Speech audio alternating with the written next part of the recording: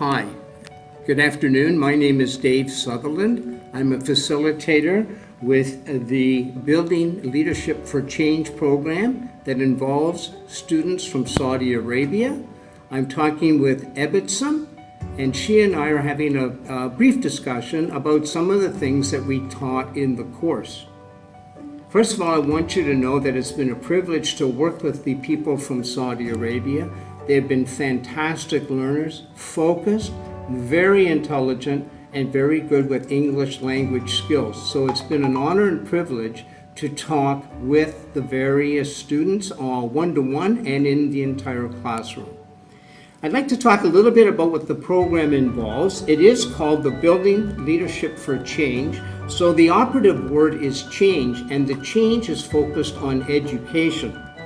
When you make changes, you have to consider what is the rationale. Why are we making the change? What do we aspire to achieve for each learner? What do we want each learner in the classroom to learn, and what is our basic outcome? As learners, we want to recognize that the learner has specific needs.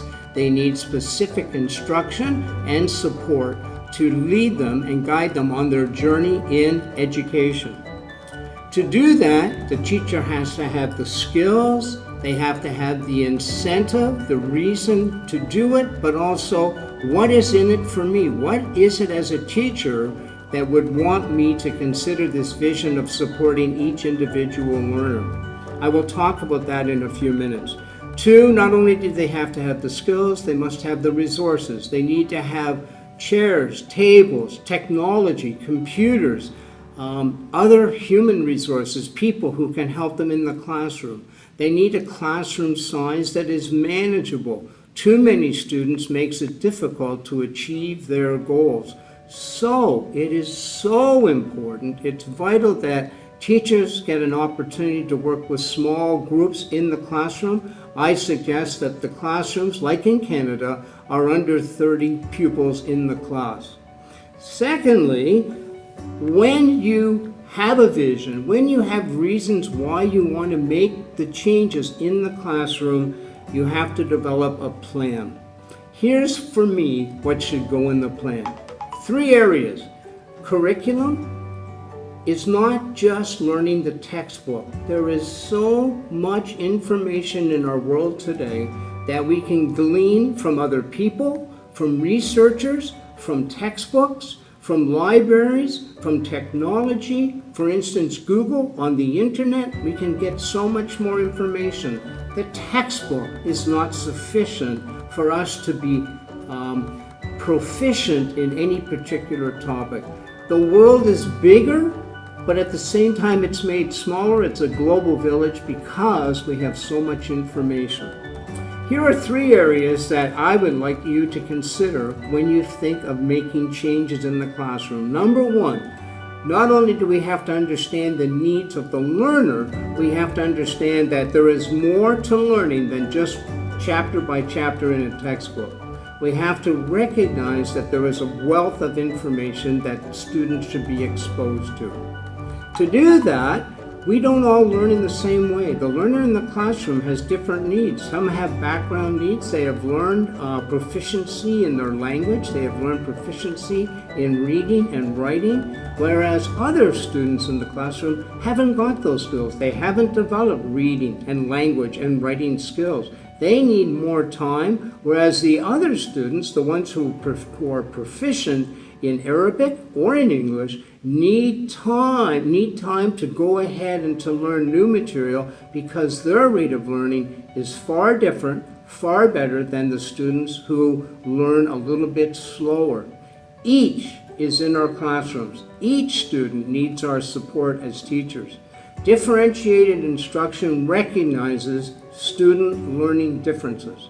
Therefore, the curriculum cannot always be taught in the same way to each student. Just by memorizing the textbook is no guarantee that we are meeting the needs of the learner. We want learners to leave the classroom excited about learning, motivated to learn. We want students to recognize that there is a lot more to learn in their lifetime. They must be ongoing learners, just as the teacher must be.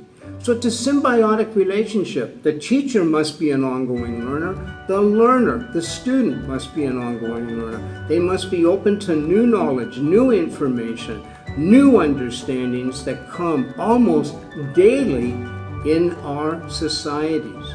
Canada and the Saudi Arabia group have been working together to learn what are the skills that we need to teach. Within differentiated instruction, we teach about product. How do we demonstrate that we learn? To show the product, they have to learn different skills as part of the process of learning. We use things like think, pair, share, small group learning versus whole class learning. We learn about the plus minuses and things we find interesting. We've done De Bono's work on the 6 hats, each hat representing a different perspective on critical thinking skills. We have learned inquiry skills. We've learned how to develop lesson design to develop a lesson that meets each of the individual needs. And within the lesson, we incorporate various instructional strategies, like the ones I just mentioned, 6 hats, PMI, KWL. All of these can be explained by Ebbetson whenever you feel free to talk to her. Ebbetson knows all of these things. She knows instructional strategy. She knows how to develop the lesson design. Ebbetson was a great learner in our class. She is very creative. She can help you learn about lesson design and all the instructional needs. Once the student starts his learning journey, he must be given feedback. Assessment, formative assessment, which is ongoing learning, is the student coming along beside, or the teacher coming along beside the student and showing him the correct way, so that ultimately the product he produces, be it an essay, a role play, a lecture, a report, a written report, or an oral report, isn't poorly done, because on his way to developing the product, he's been given ongoing feedback from the teacher. That is vital. We move students from what they already know to what they have to learn. This is all developed by a theorist called Vygotsky. We move from actual learning to the zone of proximal development. Along the way, from actual development to zone of proximal development, we bring in lesson design, we bring in instructional strategies like the ones I've mentioned to hold the hand and guide the learner. And we use formative assessment to help him on that journey toward proximal development. Ebbetson knows about proximal development. She knows about Vygotsky. Ask her, she's very knowledgeable in that area. So we use formal assessment, ongoing learning, giving feedback on that journey. And at the very end of a unit, we may have a summative test, which is another form of assessment, but it's done once the topic or the theme or the curriculum piece has been attained. Students can demonstrate their learning in a product, as I mentioned, role-playing or presenting a report, written or oral. And there are a variety of ways in which students can show their learning. The final consideration is the environment. Students feel supported if they feel safe. They can come into the classroom, they're not threatened, they feel that they can speak up, that they've been given a voice, that they can talk about their learning, they can ask questions, they can feel it's safe to fail and learn when they do fail. When a student fails, it can be the best thing ever that happened to them if the teacher is supportive. By failing, the student gets feedback that he has to learn other skills in order to achieve the learning goal or the learning outcome. Within the learning outcome, we develop success criteria, little steps that the student can take to achieve the learning outcome goal. Ebbetson knows about developing learning outcomes within the curriculum. She knows how to develop success criteria, usually 4 or 5 success criteria to attain the curriculum outcome or the curriculum goal. And each of those are steps towards attaining the learning goal, but also attaining the zone of proximal development. And then new learning begins from there. Along the way, the learner must develop a self-concept as a learner, that he can learn, that he's motivated to learn. He must feel that he's not a failure, that he can be successful, and that he is capable, has the capacity to be an ongoing learner. That is the ultimate goal, a student who is prepared and motivated to learn. That is a very essential outcome in our curriculum in Canada. It's been an honor to work with Ebitson. I wish her all the success back in Saudi Arabia. Do talk to her. She knows all about the things I've spoken about.